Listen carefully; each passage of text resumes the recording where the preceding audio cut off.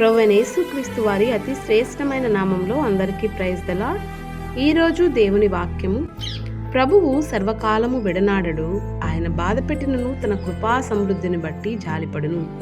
విలాప వాక్యములు 3వ అధ్యాయము 31వ వచనమండి.